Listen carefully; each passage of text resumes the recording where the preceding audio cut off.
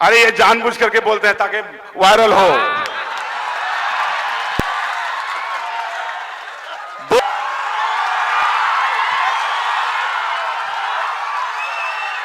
असदुद्दीन ओवैसी साहब के बारे में तो सोचना भी मत। तौसीफ आलम से फरियाओ ना भाई, तौसीफ आलम, तौसीफ आलम राजनीतिक का डायरेक्टर है, प्रिंसिपल नहीं, प्रोफेसर नहीं, राजनीतिक का डायरेक्टर है। 2005 में आपने एमएलए बनाया, मुझे सिखाता है, हमारे लोगों को धमकाता है, हमारे लोगों को गाली देता है, हमारे मजलिस के लोगों को, जो कि हम 2000 में ही तौबा तिल्ला करके मुखिया बन गए। अरे उस लाइन में तौसीफ के बारे में अगर जानकारी करोगे आसमान में नजर आएगा। इसीलिए मैं तो सब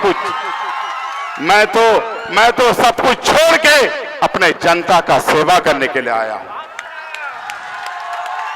हम तो सब कुछ तौबा करके अपने इस्लाम धर्म के रास्ते पर चलने के लिए आया हूं।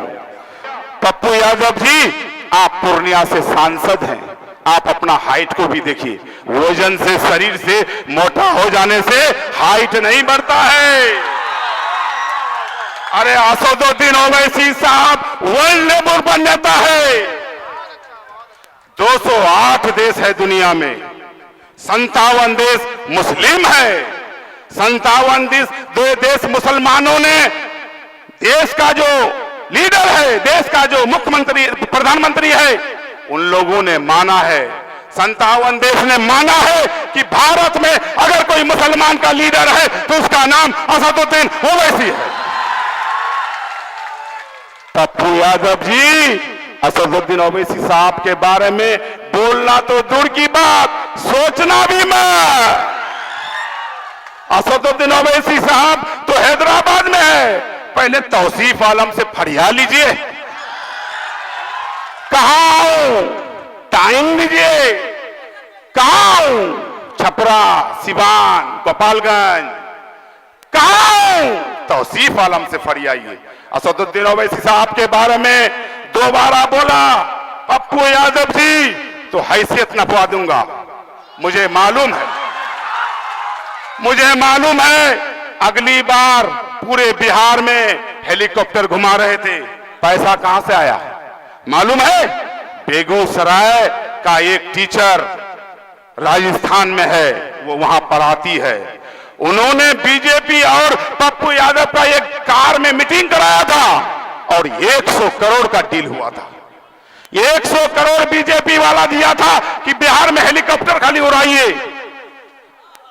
अरे कौन गलत कौन सही दुनिया जानता है। पूर्णिया हम लोगों से 100 किलोमीटर दूर है, तुम्हारा कारनामा भी जानते हैं और सांसद बन गए हैं आप, ये अच्छी बात है। लेकिन असदुद्दीन ओवैसी साहब के बारे में दोबारा बोलने का कोशिश मत करना पप्पू यादव जी। मैं बड़े भाई मानता हूं आपको, मैं आपको इज्जत करता हूं, इसका मतलब ये नहीं कि मेरा नेता का आप खिचड़ उठा लेंगे, मैं बर्दाश्त कर लूंगा, ऐसा नहीं होगा। जरूरत पड़ा तो पूर्णिया का धरती में जाके जवाब देने का काम करूंगा। आप लोगों से सिर्फ इतना विनती है, लोग कहता है कि हैदराबाद से चल के यहां लड़ने आया है। मैं पूछना चाहता हूं उनसे कि हैदराबाद से अगर लड़ने के लिए आया है बिहार में, तो अब ओवैसी साहब अपना भाई को जिताने के लिए नहीं आया है, ओवैसी साहब अपना बेटा को जिताने नहीं आया है, ओवैसी साहब अपना भतीजा को जिताने के लिए नहीं आया है। ओवैसी साहब आपका बेटा को एमएलए बनाने आया है, ओवैसी साहब आपका भाई को एमएलए बनाने आया है, ओवैसी साहब आपका भतीजा को एमएलए बनाने आया है। मैं उन लोगों को कहना चाहता हूं कि हमारे असदुद्दीन ओवैसी साहब हैदराबाद से चल के आए हैं और आप जो दिल्ली से चल के आए हैं, दिल्ली वाला आपका जीजाजी है क्या? मैं पूछना चाहता हूं। आज अगर नरेंद्र मोदी डरता है तो असदुद्दीन ओवैसी से डरता है। आज अगर योगी डरता है तो उसका नाम असदुद्दीन ओवैसी साहब है। आज अगर अमित शाह डरता है तो सिर्फ असदुद्दीन ओवैसी से डरता है। अगर आज असदुद्दीन ओवैसी साहब आप अल्लाह ना करे कि दुनिया से जाना तो सबको पड़ेगा, लेकिन हम दुआ मनाएंगे, इतना कहेंगे कि जब तक असदुद्दीन ओवैसी साहब जिंदा है, मैं असदुद्दीन ओवैसी साहब से कहूंगा कि असदुद्दीन ओवैसी साहब, आप दुनिया से जाने से पहले 1 करोड़ ओवैसी बना करके यहां से जाइएगा।